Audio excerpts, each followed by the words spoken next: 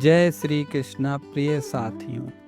क्या आपने कभी सोचा है हम जिस समय में जी रहे हैं यह आखिर किस दिशा में जा रहा है? क्या रिश्तों में प्यार घट रहा है? क्या समाज में हिंसा और अधर्म बढ़ रहा है? क्या यह सब केवल संयोग है या फिर यह सब पहले से ही लिखा हुआ है? आज हम आपको ले चलेंगे एक ऐसी यात्रा पर जहां हम समझेंगे कलयुग की सच्चाई, उसके लक्षण और आने वाले समय का रहस्य। साथियों, आप देख रहे हैं आपका अपना चैनल सनातन कथा गंगा। यदि आपको हमारा वीडियो पसंद आए तो लाइक कीजिए और वीडियो को सब्सक्राइब कीजिए और वीडियो को अपने साथियों तक शेयर कीजिए। साथियों, प्राचीन ऋषि कहते हैं समय एक चक्र है। जैसे दिन रात, जैसे ऋतुएं, वैसे ही युग भी बदलते रहते हैं। सतयुग जब धर्म अपने पूर्ण रूप में था, सत्य ही जीवन का आधार था। त्रेता युग धर्म घटा, लेकिन भगवान श्री रामचंद्र जी ने आदर्श स्थापित किया। द्वापर युग अधर्म और धर्म आमने सामने आए। तब महाभारत का युद्ध हुआ और उसके बाद आरंभ हुआ कलयुग। महाभारत युद्ध समाप्त हुआ भगवान श्री कृष्ण ने जब अपना देह त्याग किया और अपने धाम को निवास किया। उसी क्षण से कलयुग ने धरती पर प्रवेश किया। तब से अब तक हम लगभग 5000 वर्ष कलयुग में जी चुके हैं। लेकिन याद रखिए, कलयुग की कुल अवधि 4,32,000 वर्ष है। यानी अभी तो यह युग अपनी शुरुआत में ही है। ऋषि मुनियों ने बताया था कि कलयुग में क्या होगा। अब सोचिए, क्या यह सब आज हम अपनी आंखों से नहीं देख रहे हैं जो हमारे प्राचीन ऋषि मुनियों ने बताया था? लोग अपने ही माता पिता का अपमान करेंगे, भाई भाई से दुश्मनी होगी, धन और पद के लिए रिश्ते तोड़े जाएंगे, राजा यानी शासक प्रजा की सेवा नहीं करेंगे बल्कि उसका शोषण करेंगे, सत्य का मूल घट जाएगा और झूठ आम बात हो जाएगी। क्या यह सब आज की दुनिया की तस्वीर नहीं है?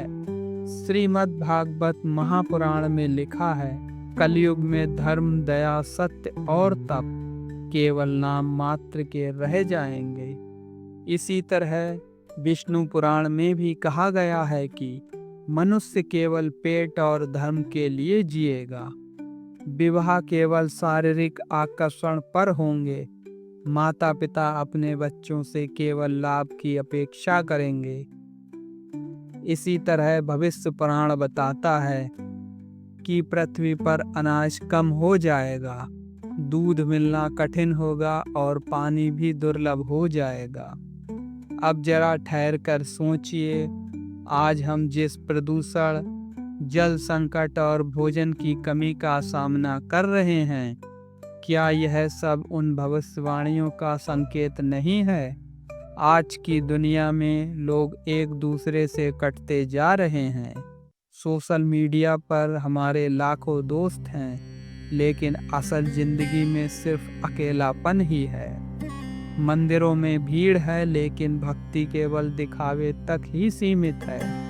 राजनीति में धर्म का नाम नहीं लिया जाता है, लेकिन कर्म अधर्म से भरे हुए हैं। क्या यह वही कलयुग नहीं है जिसका वर्णन शास्त्रों ने हजारों साल पहले कर दिया था? महर्षि वेद व्यास जी ने कहा था, कलयुग में जो भी प्रभु का नाम लेगा वही सुरक्षित रहेगा। संत कबीर दास जी ने कहा था, कलयुग एक सराय है, हर कोई यात्री है, यहाँ जो भी भक्ति करेगा वही पार होगा। यानी अंधकार चाहे कितना भी गहरा क्यों ना हो, एक दीपक की लौ उसे मिटा ही देती है। कलयुग में वह दीपक है भगवान का नाम। कलयुग की यह शुरुआत है, लेकिन अंत अभी बहुत दूर है। और जब यह अंत आएगा तो एक ऐसा अवतार प्रकट होगा जिसकी कल्पना भी आज हमें रोमांचित कर देती है। वह हैं भगवान विष्णु के कल्कि अवतार। साथियों, अब हम बात करते हैं कलयुग का चरम और भगवान कल्कि के अवतार की। समय धीरे धीरे अपने अंतिम पड़ाव की ओर बढ़ रहा है। जैसे जैसे कलयुग गहराता जाएगा, वैसे वैसे अधर्म और अराजकता अपने चरम पर पहुंचेगी। लेकिन प्रश्न यह है कि जब अंधकार सबको घेर लेगा तब प्रकाश कहाँ से आएगा। साथियों, ऋषि मुनियों ने बताया है कि जब कलयुग अपने अंतिम चरण में पहुंचेगा तब राजा अर्थात शासक, चोर और डाकू जैसे होंगे। प्रजा केवल धन और पेट के लिए संघर्ष करेगी। धर्मगुरु और साधु भी पाखंडी बन जाएंगे। अनाज और जल इतना दुर्लभ होगा कि लोग एक मुट्ठी चावल के लिए भी लड़ जाएंगे। रिश्ते टूट चुके होंगे। पति पत्नी केवल स्वार्थ के लिए साथ होंगे। माता पिता अपने बच्चों को बोझ समझेंगे। कल्पना कीजिए, जब सत्य और करुणा जैसे गुण पूरी तरह से मिट जाएंगे तब यह पृथ्वी कैसी होगी। धूल से भरे आकाश में सूरज धुंधला हो चुका है। नदियां सूख चुकी हैं। खेत बंजर हो गए हैं। लोग एक दूसरे के खून के प्यासे हैं। राजा अपनी प्रजा से कर वसूल कर विलासिता में डूबा है और प्रजा भूख से तड़प रही है। शहरों में आग, गांव में सन्नाटा और मनुष्यों के हृदय में करुणा का नामो निशान नहीं है। यही होगा कलयुग का अंतिम दृश्य। लेकिन शास्त्र कहते हैं कि जब जब धर्म की हानि होगी और अधर्म का उत्थान होगा तब तब मैं अवतार लूंगा। कलयुग के अंत में भगवान विष्णु का कल्कि अवतार प्रकट होगा। वह एक शुद्ध ब्राह्मण परिवार में जन्म लेंगे जिस गांव का नाम होगा विषन्नशिला। उनके पिता का नाम होगा विष्णुयश और माता का नाम होगा सुमति। वे बाल्यावस्था से ही दिव्य तेजस्वी होंगे। उनका रंग होगा तेजस्वी, सूर्य के समान। वे एक सफेद घोड़े देवदत्त पर सवार होंगे। उनके हाथ में होगी एक ज्वलंत तलवार जो धर्म की हानि से प्रज्वलित होगी। वे दुष्टों का संहार करेंगे, अधर्मियों को दंड देंगे और पृथ्वी से अंधकार को मिटाएंगे। परंतु साथी, कल्पना कीजिए, एक अंधेरी रात हो जब पूरी दुनिया अधर्म से डूब चुकी हो। तभी अचानक आकाश में बिजली कौंधती है। और सफेद घोड़े पर सवार एक दिव्य पुरुष प्रकट होता है। उनकी आंखों में तेज है, हाथ में जलती हुई तलवार है और वह हैं भगवान विष्णु के अंतिम अवतार अर्थात कल्कि अवतार। कल्कि अवतार का उद्देश्य केवल एक होगा, अधर्मियों, पापियों और दुष्टों का विनाश करना, पृथ्वी को पुनः धर्ममय बनाना। वे अपने दिव्य शस्त्रों से दुष्टों का अंत करेंगे, असत्य और कपट की जड़ों को काट देंगे।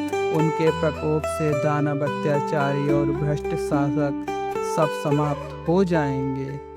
धर्म की पुनः स्थापना होगी। कल्कि अवतार के बाद धर्म पुनः स्थापित होगा। पृथ्वी पर शांति और करुणा लौट आएगी। लोग सत्य, तप और भक्ति की ओर लौटेंगे। साधु संतों का सम्मान होगा। नदियां फिर से पवित्र होंगी। भूमि पुनः हरी भरी होगी। अंधकार मिटेगा और नया प्रकाश फैलेगा। यह होगा सतयुग का पुनः आरंभ। लेकिन याद रखिए साथियों, कल की अवतार का इंतजार करना ही समाधान नहीं है। शास्त्र कहते हैं कलयुग में केवल भगवान का नाम ही पार उतारने वाला है। इसलिए आज ही प्रभु का स्मरण करें, सत्य, करुणा और धर्म को अपने जीवन में लाएं, क्योंकि जब कल की अवतार प्रकट होंगे तब वही सुरक्षित रहेगा जो पहले से प्रभु की शरण में होगा। अंततः सत्य की विजय होगी, यही सनातन सत्य है।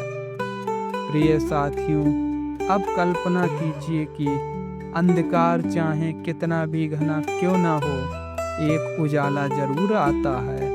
कलयुग के अंतिम चरण के बाद जब कल की अवतार ने अधर्म का नाश कर दिया, तब पृथ्वी पर एक नए युग का जन्म होगा और वह युग होगा सतयुग। सतयुग वह युग है जिसमें धर्म का पूर्ण बोलबाला होगा। सत्य और करुणा मनुष्य के हृदय में जीवित होंगे। लोग एक दूसरे के मित्र होंगे। शत्रुता और द्वेष का नामो निशान नहीं होगा। राजा और शासक केवल जनता की भलाई के लिए कार्य करेंगे। प्राकृतिक आपदाएं कम होंगी।